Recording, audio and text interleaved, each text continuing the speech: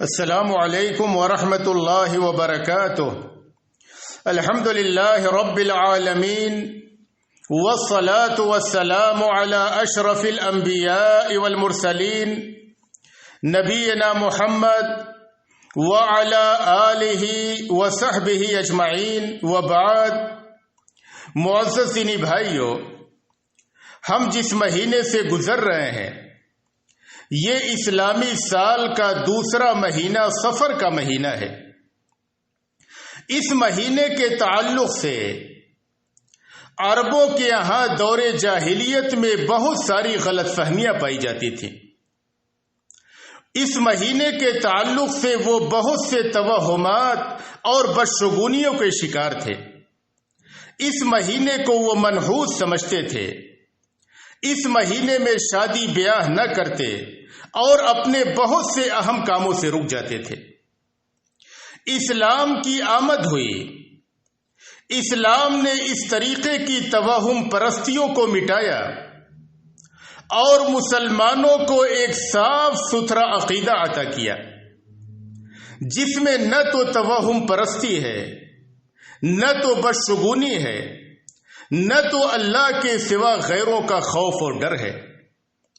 لیکن افسوس کا مقام ہے کہ بعض نادان اور جاہل مسلمانوں نے دور جاہلیت کے اس عقیدے کو زندہ کیا جس کو نبی اکرم صلی اللہ علیہ وسلم نے مٹا دیا تھا۔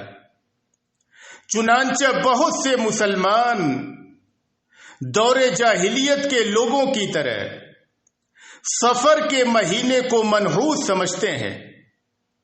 اس میں شادی بیاہ نہیں کرتے، بہت سے خیر کے کاموں سے رک جاتے ہیں۔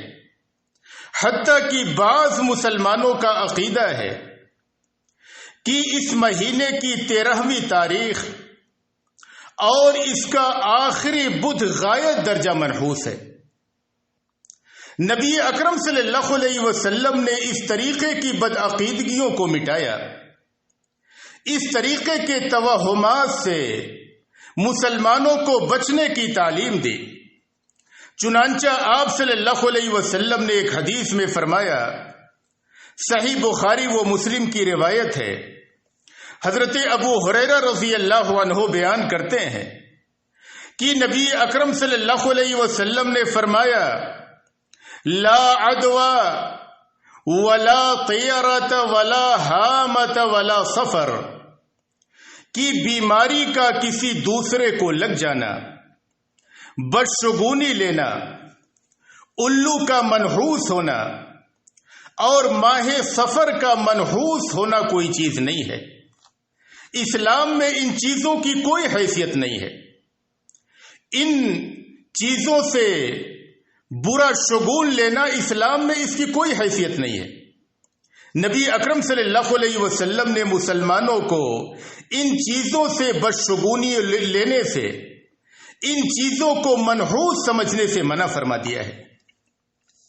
آپ صلی اللہ علیہ وسلم نے اس حدیث میں جو پہلی توہم پرستی اور پہلی بدعقیدگی کا ازالہ کیا، آپ نے فرمایا کہ لا عدوى، بیماری کا کسی دوسرے کو لگ جانا کوئی چیز نہیں ہے۔ دور جاہلیت کے لوگ یہ عقیدہ رکھتے تھے کہ بیماریاں بذات خود ایک دوسرے کو لگ جاتی ہیں، یعنی بیماری کے اندر بذات خود کوئی ایسی صلاحیت ہے کہ بیماری ایک دوسرے کو لگ جایا کرتی ہے۔ اسلام نے اس عقیدے کی نفی کی۔ اسی لیے جب نبی اکرم صلی اللہ علیہ وسلم نے یہ فرمایا لا عدوى، یعنی بیماری کا کسی دوسرے کو لگ جانا کوئی چیز نہیں ہے، تو ایک دیہاتی شخص نے کہا کہ اے نبی صلی اللہ علیہ وسلم، کیا وجہ ہے کہ اونٹوں کے ریوڑ بالکل صاف ستھرے اور نشیط ہوتے ہیں، گویا کی ہرن ہے، لیکن ان میں ایک اونٹ داخل ہو جاتا ہے جو خارش زدہ ہوتا ہے اور پھر وہ سارے اونٹوں کو خارش زدہ کر دیتا ہے۔ تو آپ صلی اللہ علیہ وسلم نے فرمایا کہ تم یہ بتلاؤ کہ پہلے اونٹ کو کس نے خارش زدہ کیا ہے؟ تو دور جاہلیت کے لوگوں کا یہ عقیدہ تھا کہ بیماریاں بذات خود منتقل ہوتی ہیں۔ نبی اکرم صلی اللہ علیہ وسلم نے اس بدعقیدگی کی تردید کی اور آپ نے فرمایا کہ اسلام میں چھوا چھوت کوئی چیز نہیں ہے، بیماریاں بذات خود منتقل نہیں ہوتی ہیں، بلکہ یہ اللہ تبارک و تعالیٰ کے حکم کے تابع ہیں۔ اللہ تبارک و تعالیٰ کی اجازت کے بغیر، اللہ کے حکم کے بغیر، اللہ کی مشیت کے بغیر کوئی بھی بیماری کسی دوسرے کو نہیں لگتی ہے۔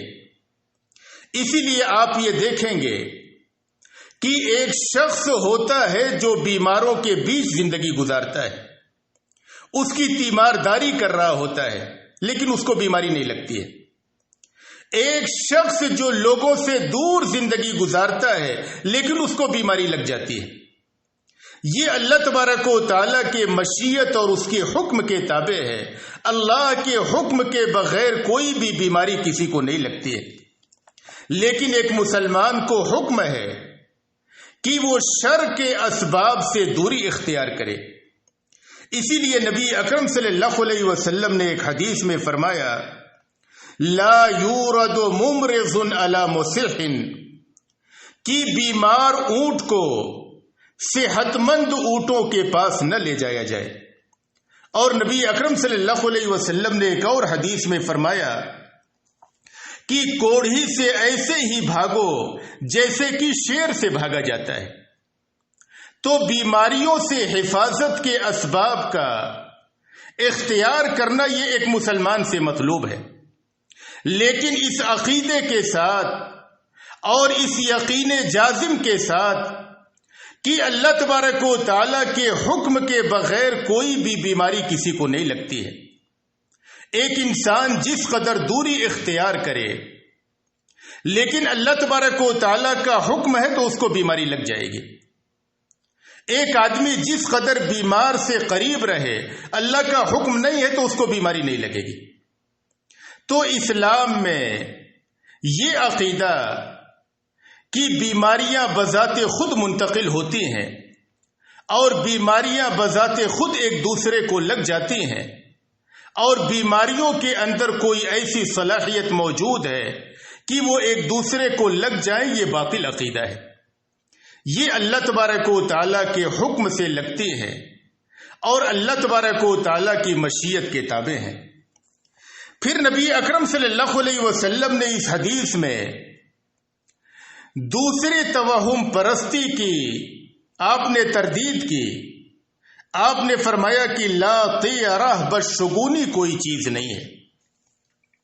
دور جاہلیت کے لوگ جب کسی اہم کام کے لیے نکلنے کا ارادہ کرتے تو ایک پرندہ پکڑتے اور پھر اس پرندے کو چھوڑتے۔ اگر وہ دائیں جانب اڑ گیا تو کہتے کہ خیر ہے، یہ کام اچھا ہوگا، اپنے کام کو جاری رکھتے۔ بائیں جانب اڑ گیا تو اپنے کام سے رک جاتے۔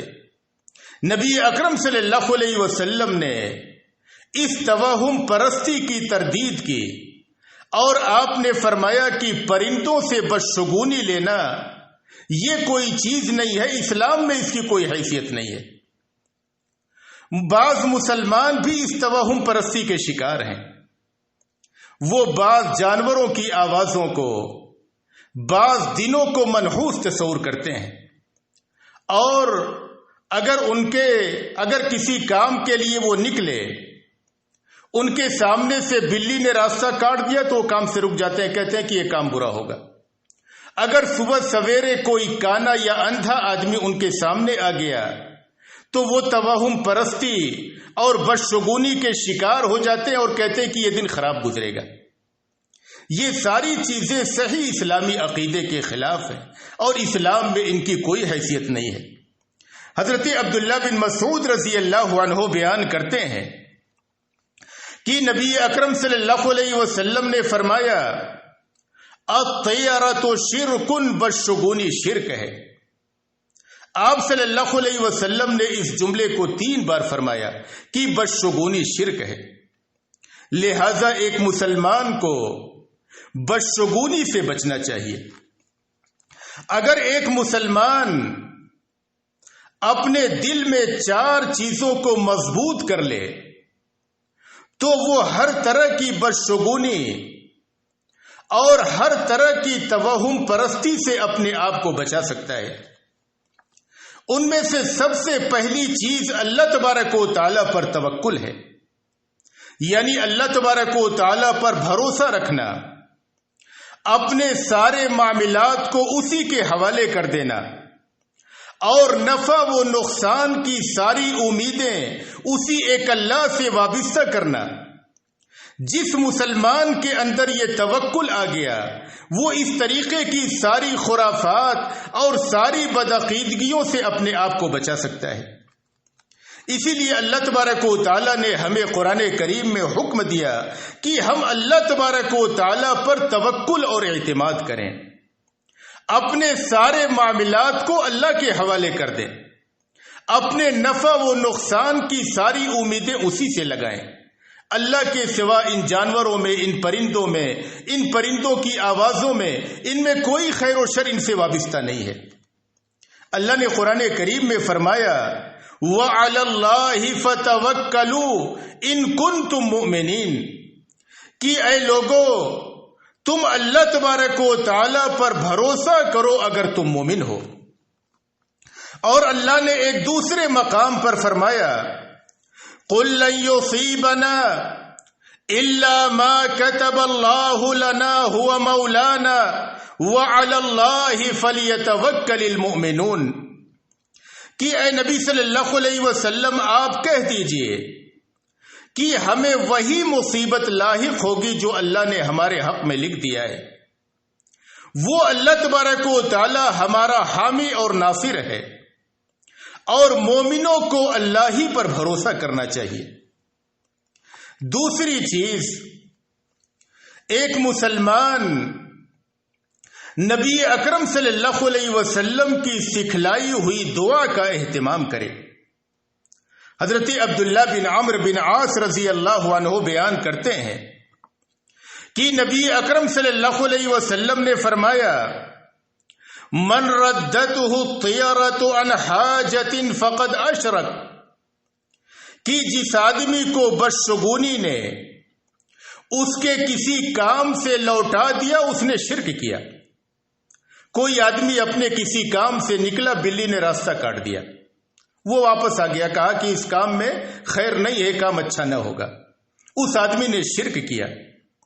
صحابہ نے پوچھا کہ اے نبی صلی اللہ علیہ وسلم اس کا کفارہ کیا ہے؟ تو آپ صلی اللہ علیہ وسلم نے فرمایا کہ بندے مسلم یہ دعا پڑھے اللہم لا خیر الا خیرک ولا طیر الا طیرک ولا الہ غیرک۔ اسی طریقے سے مسلمان اس دعا کی پابندی کرے اللہم لا یأتی بالحسنات الا انت ولا يدفع السيئات الا انت ولا حول ولا قوت الا بک۔ تیسری چیز، ایک مسلمان تقدیر پر مضبوط ایمان رکھے کہ جو کچھ بھی ہے وہ اللہ تبارک و تعالی کے قضاء اور قدر سے ہے۔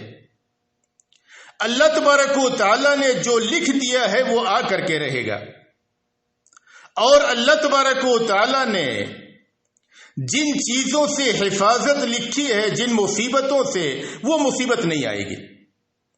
حضرت جابر بن عبداللہ رضی اللہ عنہ بیان کرتے ہیں کہ نبی اکرم صلی اللہ علیہ وسلم نے فرمایا لا یؤمن عبد حتی یؤمن بالقدر خیرہ و شرہ کہ کوئی شخص مومن نہیں ہو سکتا یہاں تک کہ وہ اچھی اور بری تقدیر پر ایمان رکھے، یہاں تک کہ بندے مسلم یہ یقین جازم رکھے کہ جو مصیبت اس کے اوپر آ گئی وہ آنے ہی والی تھی، اللہ نے اسے لکھ دیا تھا، وہ آنے والی تھی، اور جو مصیبت نہیں آئی وہ نہیں آنے والی تھی۔ اسی لیے نبی اکرم صلی اللہ علیہ وسلم نے ہمیں ایک حدیث میں تعلیم دیا کہ اگر ہمارے اوپر کوئی مصیبت اور کوئی پریشانی، کوئی تکلیف آ جائے تو بندے مسلم یہ نہ کہے کہ اگر میں ایسا کیا ہوتا تو ایسا ہوا ہوتا، ایسا کرتا تو ایسا ہوتا۔ اگر مگر کرنے سے شیطان کے وسوسوں کے دروازے کھلتے ہیں۔ آپ نے فرمایا کہ بندے مسلم یہ کہے قدر اللہ وما شاء فعل، یہ اللہ تبارک و تعالی کا لکھا ہوا تھا اور وہی ہوا جو اللہ نے لکھ دیا تھا۔ تو ایک بندے مسلم اگر تقدیر پر یقین جازم رکھے اور اس عقیدے کو مضبوط رکھے تو وہ توہم پرستیوں سے، بدعقیدگیوں سے، بدشگونیوں سے، غیر اللہ کے خوف سے، نفع و نقصان کے خوف سے، دوسروں کے ذریعے سے، ان تمام چیزوں سے وہ محفوظ ہو جاتا ہے۔ چوتھی چیز، ایک مسلمان اللہ تبارک و تعالیٰ کے ساتھ اچھا گمان رکھے کہ اللہ تبارک و تعالیٰ میرے ساتھ اچھا معاملہ کرے گا۔ حضرت ابو ہریرہ رضی اللہ عنہ بیان کرتے ہیں کہ نبی اکرم صلی اللہ علیہ وسلم نے فرمایا کہ اللہ تبارک و تعالیٰ فرماتا ہے انا عند ظن عبدی بی، میں اپنے بندے کے گمان کے پاس ہوتا ہوں۔ بندہ میرے تعلق سے جیسا گمان رکھتا ہے میں اس کے ساتھ ویسا ہی معاملہ کرتا ہوں۔ اگر بندہ میرے تعلق سے یہ سوچتا ہے کہ اللہ تبارک و تعالیٰ میرے اوپر رحم و کرم کرے گا، میں اس پہ رحم و کرم کرتا ہوں۔ اگر بندہ میرے تعلق سے یہ سوچتا ہے کہ اللہ میرے اوپر ظلم کرے گا، میں اس کے ساتھ ویسا ہی معاملہ کرتا ہوں، جبکہ اللہ تبارک و تعالیٰ ظلم کرنے والا نہیں ہے۔ اللہ بندوں پہ ظلم نہیں کرتا ہے، لوگ خود اپنے اوپر ظلم کرتے ہیں گناہوں کے ذریعے سے، اور گناہوں کی پاداش میں بعض سزاؤں کے مستحق ہو جاتے ہیں۔ اللہ تبارک و تعالیٰ بندوں پہ ظلم کرنے والا نہیں ہے۔ تو ایک مسلمان اللہ تبارک و تعالیٰ کے ساتھ حسن ظن رکھے، اچھا گمان رکھے، اللہ تبارک و تعالیٰ سے بھلائیوں کی امیدیں لگائے۔ اگر یہ چیزیں ایک مسلمان اپنے اندر پیدا کر لیتا ہے تو وہ بدشگونیوں سے، توہم پرستیوں سے اور اس طریقے کے غیر اسلامی عقیدوں سے محفوظ ہو جاتا ہے۔ نبی اکرم صلی اللہ علیہ وسلم نے تیسری چیز جس کی آپ نے تردید کی اس حدیث میں، آپ نے فرمایا کہ ولا ہام، الو منحوس نہیں ہوتا ہے۔ دور جاہلیت کے لوگ الو کی آواز کو منحوس سمجھتے تھے اور یہ عقیدہ رکھتے تھے کہ اگر کسی کے گھر پہ بیٹھ کر کے الو آواز لگا دے تو اس کے گھر کا کوئی آدمی مر جائے گا۔ اور اسی طریقے کی بدعقیدگی آج بعض مسلمانوں میں بھی ہے کہ اگر کوا کسی کے گھر پہ آواز لگائے یا بلی بہت زیادہ رونے اور چلانے لگے تو کہتے ہیں کہ گھر میں کوئی مصیبت آئے گی یا کوے کی آواز کے سبب گھر کا کوئی آدمی مر جائے گا۔ اس طریقے کی بدعقیدگیاں جو دور جاہلیت کی تھیں آج بھی بعض مسلمانوں میں موجود ہیں۔ نبی اکرم صلی اللہ علیہ وسلم نے فرمایا کہ الو منحوس نہیں ہے، کسی جانور کی کوئی آواز منحوس نہیں ہے، اس سے کوئی خیر و شر یا کسی کی موت و حیات وابستہ نہیں ہے۔ پھر نبی اکرم صلی اللہ علیہ وسلم نے چوتھی چیز جس عقیدے کی بدعقیدگی کی تردید کی، آپ نے فرمایا کہ ولا سفر، ماہ سفر منحوس نہیں ہے۔ دور جاہلیت کے لوگ سفر کے مہینے کو منحوس سمجھتے تھے، اور جیسا کہ آج بھی بہت سے جاہل مسلمان سفر کے مہینے کو منحوس سمجھتے ہیں، اس میں شادی بیاہ نہیں کرتے ہیں۔ تو آپ صلی اللہ علیہ وسلم نے فرمایا کہ سفر کا مہینہ منحوس نہیں ہے۔ یہ 3 مہینے ذی الحجہ، ذی القعدہ، ذی الحجہ اور محرم کے یہ 3 مہینے جو لگاتار تھے یہ حرمت والے مہینے تھے۔ دور جاہلیت کے لوگ ان مہینوں میں جنگ و جدال، قتال، لڑائی، رہزنی سارے امور سے بچے رہتے تھے، دور رہتے تھے اس مہینے کے احترام میں۔ جیسے ہی یہ تینوں مہینے ختم ہوتے اور سفر کا مہینہ آتا، وہ نکل جاتے تھے لڑائی بھڑائی کے لیے، رہزنی کے لیے، وہ اپنے گھروں سے نکل جاتے تھے۔ اور جب وہ لڑائی بھڑائی کرتے، جنگ و جدال کرتے، تو بہت سارے لوگ مارے جاتے، بہت سارے لوگوں کا قتل ہوتا۔ اس بنا پر وہ کہتے تھے کہ یہ مہینہ منحوس مہینہ ہے۔ وہ اپنے عمل اور کرتوت کی جانب نہیں دیکھتے تھے، کہتے تھے کہ یہ مہینہ منحوس ہے۔ اور اس مہینے کا نام سفر اسی مناسبت سے وہ رکھتے تھے کہ سفر کے معنی ہوتے ہیں خالی ہو جانے کے۔ عربی زبان میں کہتے ہیں کہ سفر المکان، گھر خالی ہو گیا۔ کہا جاتا ہے کہ بیت صفر من المتاع، جب گھر ساز و سامان سے خالی ہو جائے تو سفر کے معنی خالی ہونے کے ہوتا ہے۔ چونکہ اس مہینے میں گھر لوگوں سے خالی ہوتا تھا، اس لیے اس مہینے کو وہ سفر بولتے تھے۔ مشہور مورخ امام سخاوی رحمہ اللہ اپنی کتاب المشہور فی اسماء الایام والشہور میں لکھتے ہیں کہ عربوں نے جب دیکھا کہ اس مہینے میں لوگ قتل ہوتے ہیں اور گھر برباد یا خالی ہو جاتے ہیں، تو انہوں نے اس سے یہ شگون لیا کہ یہ مہینہ ہمارے لیے منحوس ہے، اور گھروں کی بربادی اور ویرانی کی اصل وجہ پر انہوں نے غور نہ کیا، نہ ہی اپنے عمل کی خرابی کا احساس اپنے دل میں پیدا کیا، نہ تو لڑائی جھگڑے اور جنگ و جدال سے خود کو روکا، بلکہ اس مہینے کو منحوس قرار دے دیا۔ جبکہ کوئی مہینہ یا کوئی بھی دن منحوس نہیں ہوتا۔ اللہ تبارک و تعالی وہی دنوں کا، مہینوں کا، سالوں کا خالق ہے۔ اللہ تبارک و تعالی نے بعض دنوں کو بعض دنوں پر، بعض مہینوں کو بعض مہینوں پر فضیلت عطا کی ہے، لیکن شریعت اسلامیہ میں کوئی بھی ایسا ثبوت نہیں ہے کہ نبی اکرم صلی اللہ علیہ وسلم نے کسی دن یا کسی مہینے کو منحوس قرار دیا ہو۔ کوئی بھی دن یا کوئی بھی مہینہ منحوس نہیں ہے۔ یہ سفر کا مہینہ منحوس نہیں ہے۔ نبی اکرم صلی اللہ علیہ وسلم نے اپنی بیوی حضرت خدیجہ رضی اللہ عنہا، جو آپ کی چہیتی بیوی تھی، آپ صلی اللہ علیہ وسلم نے ان سے شادی سفر کے مہینے میں کی۔ کس قدر خیر و برکت والی شادی تھی۔ اسی طریقے سے دور جاہلیت کے لوگ شوال کے مہینے کو بھی منحوس سمجھتے تھے۔ نبی اکرم صلی اللہ علیہ وسلم نے اس رسم کو بھی مٹایا، اور آپ صلی اللہ علیہ وسلم نے اپنے عمل سے یہ بتلایا کہ یہ مہینہ بھی منحوس نہیں ہے۔ حضرت عائشہ رضی اللہ عنہا بیان کرتی ہیں کہ نبی اکرم صلی اللہ علیہ وسلم نے مجھ سے شوال کے مہینے میں شادی کی، اور میری رخصتی شوال کے مہینے میں ہوئی۔ نبی اکرم صلی اللہ علیہ وسلم کی کون سی بیوی مجھ سے زیادہ خوش نصیب تھی؟ اور حضرت عائشہ رضی اللہ عنہا عروہ بیان کرتے ہیں کہ حضرت عائشہ رضی اللہ عنہا پسند کرتی تھی کہ عورتوں کی رخصتی شوال کے مہینے میں ہو۔ تو کوئی بھی دن یا کوئی بھی مہینہ منحوس نہیں ہے۔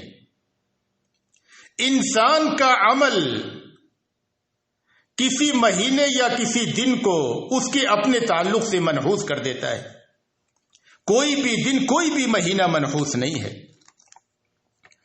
اگر کوئی مسلمان یہ عقیدہ رکھتا ہے کہ فلاں دن یا فلاں مہینہ یہ منحوس ہے، تو گویا کہ وہ اللہ تبارک و تعالیٰ کی خلقت اور اس کی کاریگری پر عیب لگا رہا ہے، اور یہ عیب لگانا اللہ تبارک و تعالیٰ کو تکلیف پہنچانے کے مترادف ہے۔ حضرت ابو ہریرہ رضی اللہ عنہ بیان کرتے ہیں کہ نبی اکرم صلی اللہ علیہ وسلم نے فرمایا کہ اللہ عز و جل فرماتا ہے، یؤذینی ابن آدم یسب الدہر وانا الدہر، ابن آدم زمانے کو گالی دے کر کے مجھے اذیت دیتا ہے، حالانکہ زمانہ میں ہوں، میرے ہاتھ میں ہر کام ہے، میں رات اور دن کو الٹ پلٹ کرتا ہوں۔ اگر کوئی شخص سفر کے مہینے کو منحوس قرار دیتا ہے، گویا کہ اس مہینے کے خالق پہ اللہ تبارک و تعالیٰ پر عیب لگا رہا ہے، اور یہ اللہ تبارک و تعالیٰ کو تکلیف دینے کے مترادف ہے۔ یہ دن، مہینے اور سال یہی زمانہ ہے، اس زمانے کا خالق اللہ تبارک و تعالیٰ ہے۔ اللہ تبارک و تعالیٰ نے کسی دن اور مہینے کو منحوس نہیں بنایا ہے۔ اگر ہم یہ کہتے ہیں کہ کوئی سال منحوس ہے، کوئی دن منحوس ہے، تو گویا کہ ہم خالق پہ عیب لگا رہے ہیں، اور اس خالق کو عیب لگا کر کے اسے اذیت دے رہے ہیں، جس سے ایک مسلمان کو بچنا چاہیے۔ خیر و برکت کا پیدا ہونا اور کسی دن یا مہینے میں نحوست کا آنا، یہ ایک انسان کا اپنا عمل ہے۔ انسان کا سب سے زیادہ بابرکت اور باسعادت وہ دن ہے یا وہ مہینہ ہے جس میں وہ زیادہ سے زیادہ نیک اعمال کر لے، اللہ تبارک و تعالیٰ کی اطاعت بجا لائے اور گناہ کے کام سے پرہیز کر لے۔ اور ایک انسان کے تعلق سے وہ دن منحوس ہے، خیر و برکت سے خالی ہے، جس دن میں وہ گناہ کے کام کرے، اللہ تبارک و تعالیٰ کی نافرمانی کرے، شراب پیے، گانے بجانے کرے، رقص و سرود کی محفلیں سجائے، فلمیں دیکھے۔ اس طریقے سے ایک مسلمان اپنے اس دن کی خیر و برکت کو ختم کر لیتا ہے۔ اللہ تبارک و تعالیٰ نے سارے دنوں کو بابرکت بنایا ہے، لیکن ایک انسان اپنی بدعملی سے اس دن کی خیر و برکت یا اس مہینے کی خیر و برکت کو ختم کر لیتا ہے۔ اسی لیے اللہ نے قرآن کریم میں فرمایا، وَلَوْ أَنَّ أَهْلَ الْقُرَىٰ آمَنُوا وَاتَّقَوْا لَفَتَحْنَا عَلَيْهِمْ بَرَكَاتٍ مِّنَ السَّمَاءِ وَالْأَرْضِ، کہ اگر بستی کے لوگ ایمان لاتے اور تقوی کی راہ اختیار کرتے تو ہم ان پر آسمان و زمین کی برکتوں کو کھول دیتے، ان کے اوپر اللہ تبارک و تعالیٰ کی برکتیں نازل ہوتی اگر وہ ایمان کے ساتھ تقوی کی راہ اختیار کرتے، نیک عمل بجا لاتے اور گناہ کے کاموں سے پرہیز کرتے۔ اللہ تبارک و تعالیٰ نے ایک دوسری آیت کریمہ میں فرمایا، ما اصابک من حسنۃ فمن اللہ وما اصابک من سیئۃ فمن نفسک۔ اے نبی صلی اللہ علیہ وسلم، آپ لوگوں کو بتلائیے کہ کوئی بھلائی جو تمہیں پہنچے تو وہ اللہ تبارک و تعالیٰ کی طرف سے ہے، اور کوئی برائی جو تمہیں پہنچے وہ تمہارے نفس کی طرف سے ہے۔ کوئی بھی مہینہ یا کوئی بھی دن خیر و برکت سے خالی نہیں ہے، کوئی بھی دن منحوس نہیں ہے۔ انسان کی بدعملی، انسان کے گناہ کے کام اسے اپنے لیے منحوس بناتے ہیں، اور اگر انسان نیکی اور اطاعت اور فرما برداری کے کام کرے تو وہ دن اس کے لیے انتہائی خیر و برکت کا ذریعہ اور سبب بن جاتا ہے۔ اسی لیے اللہ نے ایک مقام پر فرمایا، وَمَا أَصَابَكُم مِّن مُّصِيبَةٍ فَبِمَا كَسَبَتْ أَيْدِيكُمْ، کہ تمہیں جو بھی مصیبت لاحق ہوئی ہے یہ تمہارے اپنے ہاتھوں کی کمائی ہے۔